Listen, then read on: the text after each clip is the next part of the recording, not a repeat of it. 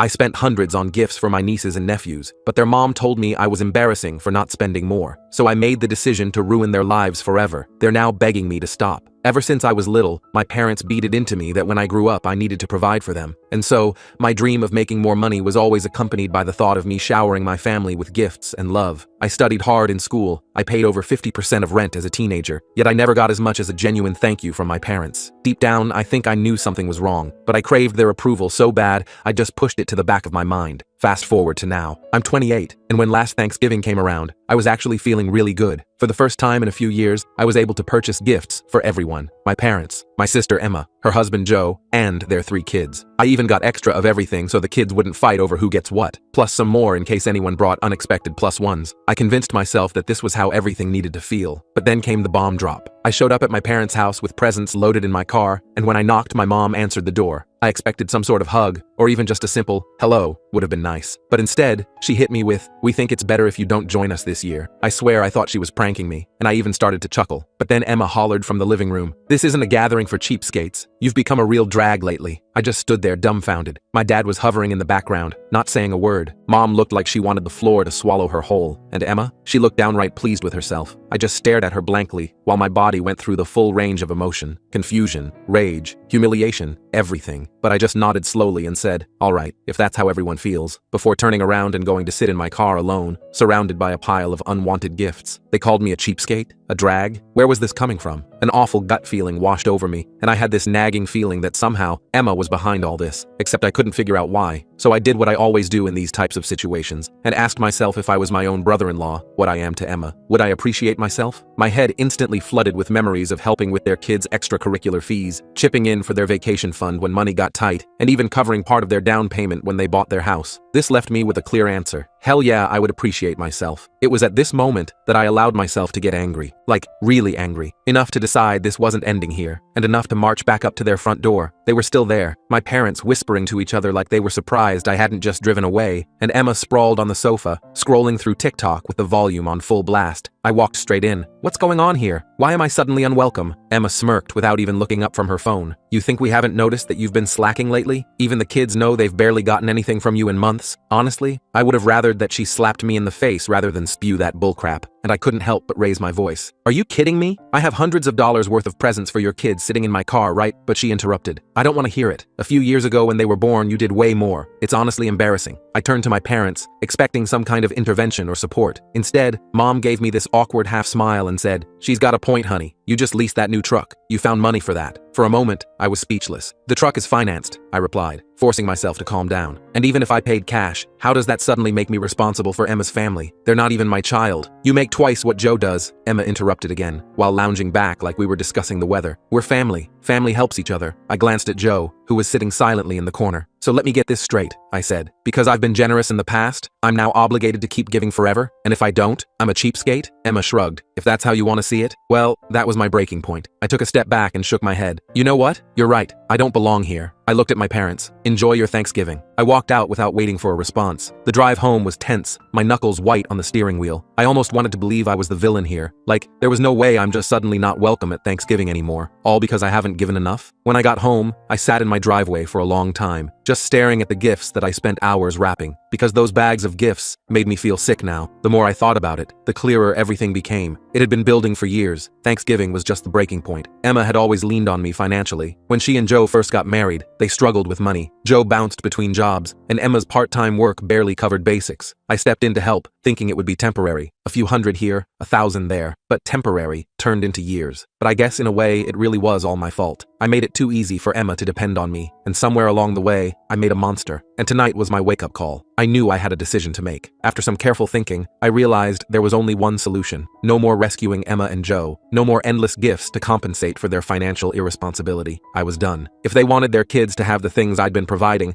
they could figure it out themselves. It wasn't easy. Cutting off my sister meant potentially damaging my relationship with her children, and possibly my parents. But I couldn't continue being treated like an ATM instead of a brother and uncle. I didn't reach out to anyone, and no one contacted me either. I thought maybe they got the message, but I should have known Emma wouldn't let it go that easily. The silence stretched through Christmas and New Year's. No calls, no texts, nothing. For the first time in forever, I spent the holidays completely alone. It wasn't that I expected them to reach out, but it felt strange when the ball dropped at midnight and my phone remained silent. I won't lie, I thought about calling several times, but whenever I picked up my phone, I remembered Emma's smug face and her words, gathering for cheapskates. I'd been their safety net for years, and they had the nerve to treat me like I was disposable? No thanks. By mid-January, things started shifting. Joe had always been the quiet type who avoided confrontation, but one evening, I got a text from him out of nowhere. Just wanted to say I'm sorry about Thanksgiving. I don't agree with what happened. Emma won't listen to me, but I thought you should know. I stared at my phone for a long time, unsure how to respond. Part of me appreciated knowing someone in the family recognized the injustice, but Joe had sat there silently that night, and his apology now felt insufficient. I finally replied, "Thanks for saying that, Joe, but this isn't something I can just brush off." He didn't push it further, which was fine by me. Then, in early February, Emma showed up at my apartment unannounced. I was in the middle of a video call when I heard aggressive knocking. I tried ignoring it at first, but it just kept going. When I finally answered, there stood Emma, looking frazzled and irritated. "We need to talk," she said, pushing past me before I could object. I crossed my arms. "What's this about?" She didn't waste time. "You need to stop this childish behavior and start helping out again." I laughed in disbelief. "Helping out? You mean financing your life? I told you I'm done with that." She glared at me. "You're the one with money to spare. Do you know how hard it's been for us since you decided to throw this tantrum? The kids barely have what they need. Joe's struggling to keep everything together, but we can't manage without your help." I couldn't believe what I was hearing. "Are you listening to yourself? You're a grown woman, Emma. You have a husband and children. If you need more money, find better jobs. It's not my responsibility to solve your problems. You've always helped before," she snapped. "Why are you being so stingy now?" "Stingy?" I echoed. "You want to talk about stingy? Let's talk about how you lied to our parents about me, turned them against me, and then banned me from Thanksgiving because I supposedly wasn't generous enough with your kids. And now you're here asking for more? That takes some serious nerve." She started to interrupt, but I held up my hand. "We're done here. I'm not giving you another penny, and I don't want to hear from you again until you learn how to act like an adult." She stood fuming for a moment before finally storming out. After Emma left, I thought that would be the end of it for a while. She'd sulk, maybe complain to our parents, but eventually realize I wasn't backing down. I was wrong. 2 days later, I got a call from an unknown number. I don't usually answer those, but something told me I should. "Hello? Is this Alex?" a woman asked. "Yes. Who's calling?" "This is Patricia Wilson. I'm an attorney. I represent a client who's raised concerns about certain financial matters involving your family. Do you have a moment to discuss this?" I froze. "An attorney? What financial matters?" "I can't go into specifics over the phone," she continued professionally, "but it involves financial contributions you've made to your sister Emma and her family, particularly the use of those contributions. Would you be willing to meet at my office?" My mind raced with possibilities. Had Emma taken out loans in my name? Was she using my information for something illegal? Or was this just another desperate attempt to guilt me into giving her money again? "Who's your client?" I asked cautiously. There was a brief pause. "I'm afraid I can't disclose that right now, but I assure you, you're not being sued. This is more of an informational meeting." Against my better judgment, I agreed to meet.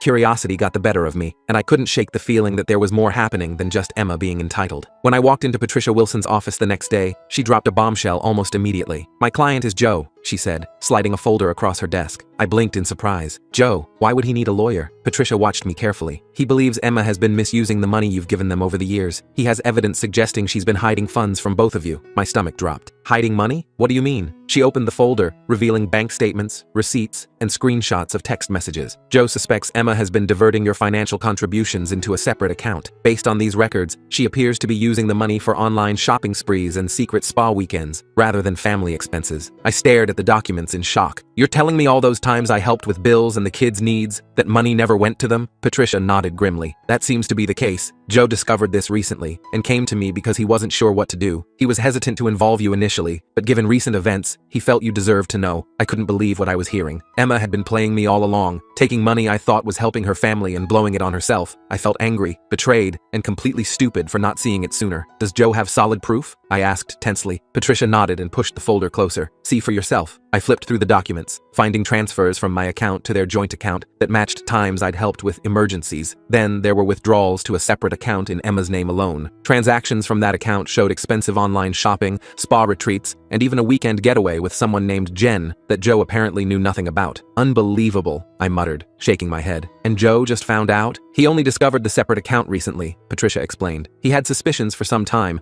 but didn't have access to her private banking information until he accidentally opened mail addressed to her. That's when he contacted me." I sat back, trying to process everything. "Does he want me to do something? Press charges?" Patricia shook her head. "Not at this stage. He's more concerned about protecting himself and the children, but he wanted you to know in case Emma tries to manipulate you further." I laughed bitterly. "Well, she already tried. She showed up at my place demanding I start helping again." Patricia nodded knowingly. "That aligns with what Joe told me. It seems Emma is feeling the pressure now that your financial support has stopped. She may be in deeper trouble than Joe realizes. I stared at the folder, my thoughts racing. Part of me wanted to confront Emma immediately, but another part knew that would only satisfy her need for attention. Instead, I asked, "What's Joe planning to do?" Patricia hesitated before answering. "He's weighing his options. He wants to ensure he and the children are protected, both financially and otherwise. If Emma's behavior escalates, he may file for separation." That hit me harder than expected. Joe had always seemed like the quiet, loyal type who'd stick with Emma through anything. If even he was considering walking away, things must be worse than I imagined. I called Joe that night. Our conversation was awkward at first, but it quickly turned into something deeper. "I should have said something that day at your parents'," he admitted. "I've never been good at standing up to Emma, but that's no excuse." "Why now?" I asked. "Why come forward about the money after all this time?" There was a long pause before he answered. "The kids deserve better than this. I deserve better. And honestly, so do you after everything you've done for us. Whatever you decide to do next, you have my support," I told him. "Thank you," he replied quietly. "And I'm truly sorry about Thanksgiving. You didn't deserve any of that." We talked for a while longer, and when we hung up, I felt an unexpected sense of peace. Emma had burned her bridge with me, but Joe and the kids, they weren't my enemies. And if he was brave enough to stand up to her, I wouldn't hold a grudge against him. Still, I couldn't shake the feeling that Emma wasn't done causing trouble. A few weeks later, I received a text from Joe. "We're leaving this weekend." I called him immediately, and he explained that he and the kids were moving to his parents' place in another state, while Emma was visiting a friend, which I now suspected was code for another shopping spree. He was packing their essential belongings and taking the kids. He didn't want Emma to know where they were going until he had legal protection in place. "I just can't keep pretending everything is normal," he said quietly. "The kids see more than we think." "What about moving expenses and getting set up?" I asked, genuinely concerned about their well-being. There was a pause before he reluctantly said, "I was hoping you might help with that just until I get my first paycheck at the new job." "I hate asking after everything." "Say no more," I interrupted. "I've got you covered. Just tell me what you need." I ended up helping Joe and the kids relocate, but for the first time in years, it didn't feel like I was being used. It felt like I was finally supporting something positive. Emma, predictably, went ballistic when she returned to find them gone. She called me screaming that I'd turned Joe against her and destroyed her family. I let her rant for a minute before calmly saying, "Maybe if you spent less time shopping and more time being a mother and wife, this wouldn't have happened. But hey, good luck with that." Then I hung up. Joe is doing well now. He's found a decent job, the kids are adjusting to their new school, and he's finally starting to regain his confidence. As for Emma, I hear she's still blaming everyone but herself. My parents finally learned the whole story and have apologized profusely for taking Emma's side at Thanksgiving. But honestly, I'm just happy to be free of the obligation. Some family relationships are worth saving. Others just drain you until there's nothing left.